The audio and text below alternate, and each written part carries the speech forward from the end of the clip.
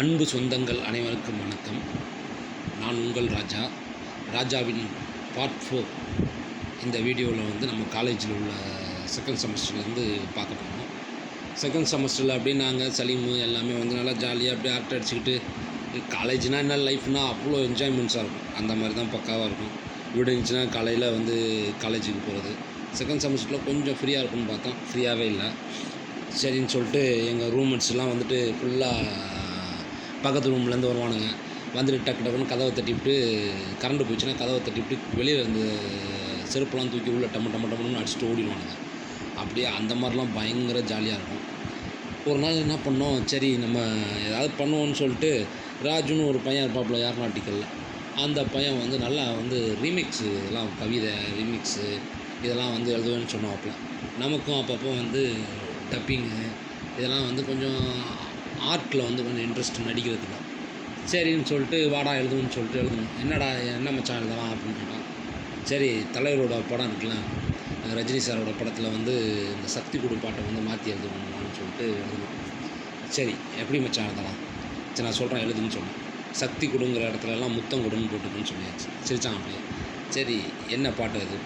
உன்னுடை கண்டு உடமைகள் உனதாக வேண்டும் முத்தங்கொடு, உன்னடை கண்டு இதயங்கள் இடமாற வேண்டும் முத்தங்கொடு, தனிமைக்கும் பெருமைக்கும் மெருகேற்ற முத்தங்கொடு, உனக்காக பிறந்த என்னை உய்விக்க முத்தங்கொடு, உன் தந்தை எதிர்த்தாலும் தடுமாற மாட்டேன், உன் அண்ணன் அடித்தாலும் அடிதாங்க மாட்டேன், தாயும் நீயே நோயும் நீயே மருந்தும் நீயே, என் நினைவிலும் இருப்பாய் என் கனவிலும் சிரிப்பாய், கவிதை பிறந்துவிட காதல் ஜெபித்துவிட முத்தங்கொடு, உள்ளத்தில் விழுந்த என்னை உய்விக்க முத்தங்கொடு, உனக்காக பிறந்த என்னை உனதாக்க முத்தங்கொடு எப்படின்னு அந்த பாட்டை எழுதி எடுத்துகிட்டு போனோம்.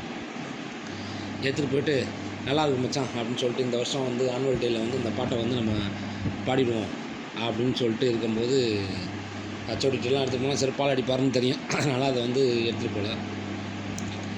அதனால் அப்படியே வந்து அடுத்து ஒரு கவிதை எழுதணும். என்ன கவிதைனா அது? காலையில் காதலித்து மதியம் மனம் உண்டு இரவில் இன்பம் கண்டு விடிந்தால் விவாகரத்து, இதுதான் காதல். புரியுதா உங்களுக்கு? இந்த மாதிரி ஒரு கவிதையும் அடுத்து இன்னொரு கவிதை ஒன்று. சிறகடித்த எண்ணெய் சிறையடித்த பெண்ணை மனமுடிக்க உன்னை ஏங்குகிறேன் கண்ணை, சம்மதம் சொல்வாயா அல்லது சங்கடத்தை தருவாயா, காத்திருப்பேன் உனக்காக உன்னை தருவாய் எனக்காக எப்படின்னு சொல்லிட்டு நிறையா கவிதை எழுதுவேன். கவிதை எழுதிட்டு அப்படியே ஜாலியாக அப்படியே அந்த லைஃப் போய்ட்டே இருந்துச்சு. செகண்ட் இயர் அப்படியே போக போக போக போக வந்து ராகிங் பிரச்சனை வந்து பயங்கரமாக இருக்கும்.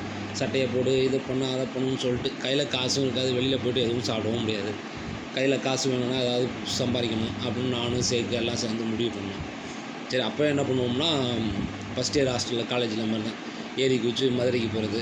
மதுரைக்கு போய்ட்டு மண்டபமாக வந்து ஏதாவது கல்யாண டேட்டில் வந்து ஃபுல்லாக வந்து மண்டபத்தில் வந்து சாப்பிட்றது, இந்த மாதிரி இது பண்ணோம்.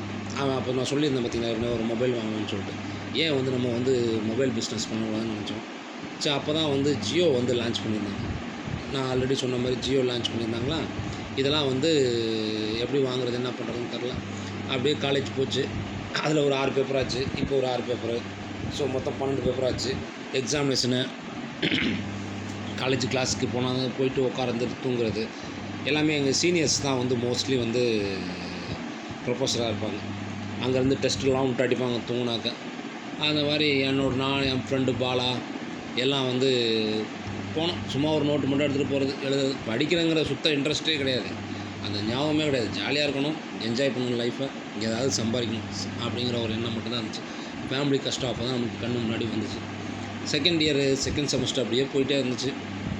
போய்ட்டு இருந்த ஊர்லேயும் ஏகப்பட்ட பிரச்சனை. இங்கே வீட்டில் வந்து அப்பாவுக்கு வந்து சரியான வேலைலாம் இருந்துச்சு. ஃபாரின்லேருந்து 3 பசங்களை வந்து படிக்க வைக்கிறதுங்கிறது அவருக்கு ரொம்ப ரொம்ப கஷ்டமான விஷயம். பாவம் அவரும் என்ன தான் பண்ணுவார், சாப்பாடு போடணும், படிக்க வைக்கணும், என்ன எல்லாமே பண்ணணும். அம்மா வந்து ஹவுஸ் ஒய்ஃபாகவே இருந்துட்டாங்கல்ல. அண்ணன் வந்து இங்கே இன்ஜினியரிங் படிச்சுட்டு இருந்தார். நான் ஃபஸ்ட் இயர் படிக்கும்போது அவர் தேர்ட் இயர் படிச்சுட்டு இருந்தார். அவரும் ரொம்ப பாவம், அவர் ரொம்ப லைஃப்பில் எவ்வளோலாம் கஷ்டப்பட முடியுமோ அவ்வளோ கஷ்டப்பட்டார். தங்கச்சியும் வந்து ஸ்கூலிங் படிச்சுட்டு இருந்துச்சு. அவங்கெல்லாம் வந்து பட்டுக்கோட்டையிலேருந்து கிளம்பி சென்னைக்கு போயிட்டாங்க. என்னை ஃபஸ்ட் இயர் சேர்த்து விட்டாங்க. ஏன்னா அண்ணனுக்கு வந்து செகண்ட் இயர்னால அவர் வந்து நான் ஃபஸ்ட் இயர் படிக்கும்போது அவர் வந்து தேர்ட் இயர் படித்தார். செகண்ட் இயர் படித்தார்.